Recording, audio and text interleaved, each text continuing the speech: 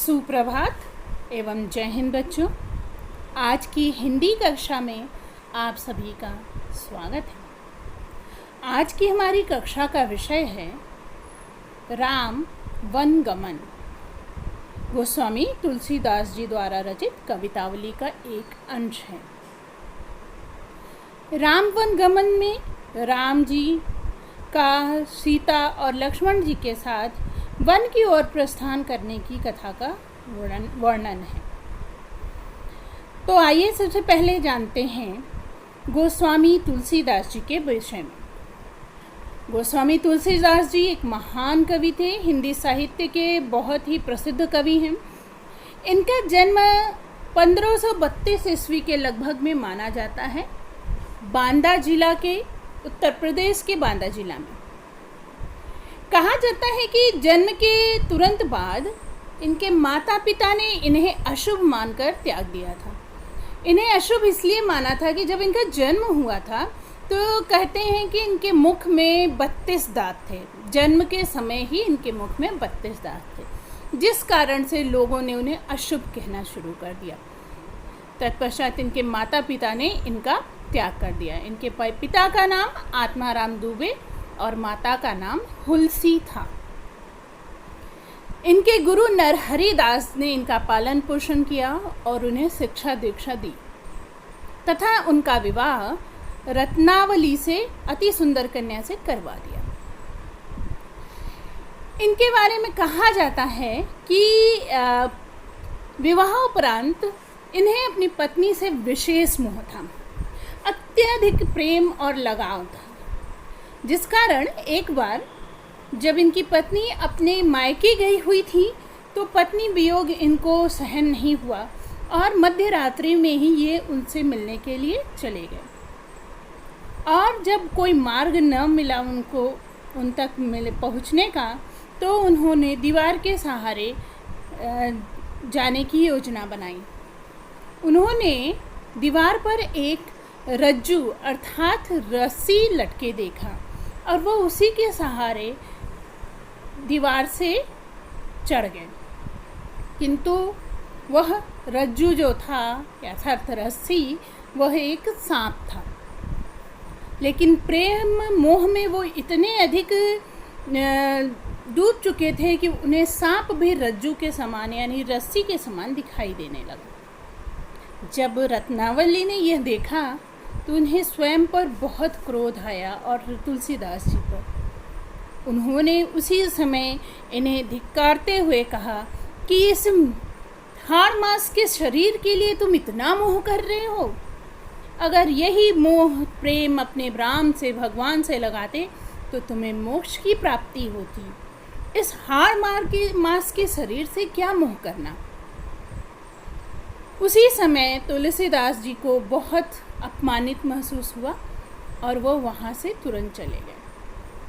तत्पश्चात उन्होंने भगवत का आराधना करना प्रारंभ कर दिया।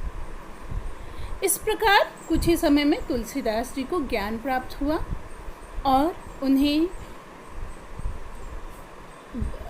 रचनाएं लिखने का, महाकाव्य लिखने का प्रेरणा प्राप्त। इनकी प्रेरणा की स्रोत स्वयं रत्नावली थी, इसलिए उन्होंने रत्नावली नाम से भी एक काव्य रचना की है और अपनी कथा का वर्णन किया है। तुलसीदास जी अवधी और ब्रज भाषा में रचनाएं लिखते थे, क्योंकि वो स्वयं ब्रज से संबंधित थे, इसलिए ब्रज भाषा का उन पर पूर्ण अधिकार था उनका। ये भक्ति काल के विशेष कवियों में माने जाते हैं, क्योंकि इन्होंने जो रचनाएं की हैं वो रचनाएं अन्यत्र हिंदी में नहीं मिलती हैं। ये राम भक्ति शाखा के प्रतिनिधि कवि माने जाते हैं। तुलसीदास जी ने अपने जीवन काल में 12 ग्रंथ लिखे हैं और उन्हें संस्कृत विद्वान होने के साथ साथ हिंदी भाषा का भी सर्वश्रेष्ठ एवं प्रसिद्ध कवि माना जाता है। उनकी रचनाओं में श्री रामचरितमानस की गणना विश्व की प्रसिद्ध काव्य रचनाओं में की जाती है। उनकी अन्य रचनाएं हैं विनय पत्रिका, कवितावली, दोहावली, रत्नावली और पार्वती मंगल आदि। श्री रामचरितमानस की रचना उन्होंने संवत 1631 के प्रारंभ में किया था। दैव योग से उस वर्ष रामनवमी के दिन वैसा ही योग आया जैसा त्रेता युग में राम जन्म के दिन था। उस दिन प्रातःकाल तुलसीदास जी ने श्री रामचरितमानस की रचना प्रारंभ की। यह 2 वर्ष 7 महीने और 26 दिन में अद्भुत ग्रंथ बनकर संपूर्ण हुआ। संवत 1633 के मार्गशीर्ष शुक्ल पक्ष में राम विवाह के दिन 7 कांड पूर्ण हो गए थे। आइए तुलसीदास जी के मृत्यु के बारे में भी कुछ विशेष जानते हैं। तुलसीदास जी जब काशी के विख्यात घाट अस्सी घाट पर रहने लगे तो एक रात कलियुग मूर्त रूप धारण कर उन्हें पीड़ा पहुंचाने लगा, कष्ट देने लगा।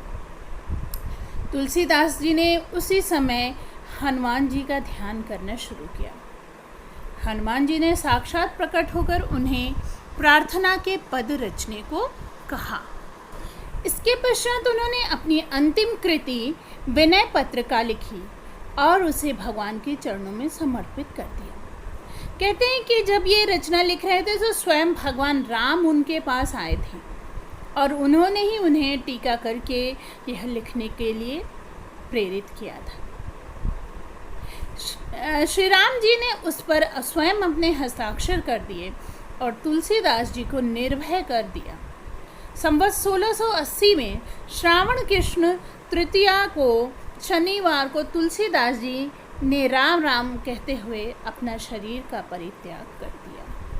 इस प्रकार गोस्वामी तुलसीदास जी का अंत हुआ। आइए उनकी रचना कवितावली के ये भाग राम वनगमन को एक बार देखते हैं। कीर के कागर ज्यों निपचीर, विभूषण उपम अंग निपाई। औध तजी मग बास के रुख ज्यों, पंथ के साथी ज्यों लोग लुगाई। संग सुबंधु पुनीत प्रिया, मनोधर्म क्रिया रही देह सुहाई। राजीव लोचन राम उचले, तजी बाप को राज बटाओ की नाई। पुरते निक से रघुवीर बधु,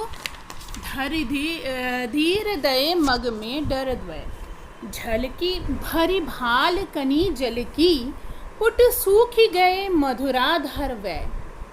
फिरी बूझती है चलनो अब केतिक, पर्ण कुटी करिहों कित हवै। पिय की लखी आतुर पिय की, आतुरता पिय की, अखियाँ अति चारु चली जल च्वै। यहाँ पर राम सीता का विशेष वर्णन है। आइए आगे की पंक्तियाँ देखते हैं। बनिता बनी श्यामल गौर के बीच, बेलोकहु री सखी मोहि सिंहवै। मग जोग न कोमल क्यों चली है, सकुचाति मही पद पंकज छुए। तुलसी सुनि ग्राम बधु बिथकी, पुलकी तन औ चले लोचन च्वै। सब भांति मनोहर मोहन रूप, अनूप है भूप के बालक द्वय। रानी मैं जानी अजानी महा, पवि पाह नहु ते कठोर हियो है। राजहु काजू अकाजू न जान्यो, कहो तिय को जिन कान कियो है। ऐसी मनोहर मूर्ति ये, बिछुरे कैसे प्रीतम लोग जियो है। आखिन में सखी राख बेजोगु, इन्हें किमि कै बनवास दियो है। यहाँ पर गांव की बधुएं राम लक्ष्मण और सीता को वनवास दिए जाने का विरोध करते हुए, उनके कोमलता का वर्णन करते हुए राजा रानी को भला बुरा कहती हैं और उनके द्वारा वनवास में जाने के दंड को भोगने पर उन्हें बहुत कष्ट होता है। इसी का वर्णन गोस्वामी तुलसीदास ने अपनी इस रचना में किया है। आशा है आज का यह भाग आपको पसंद आया हो। धन्यवाद।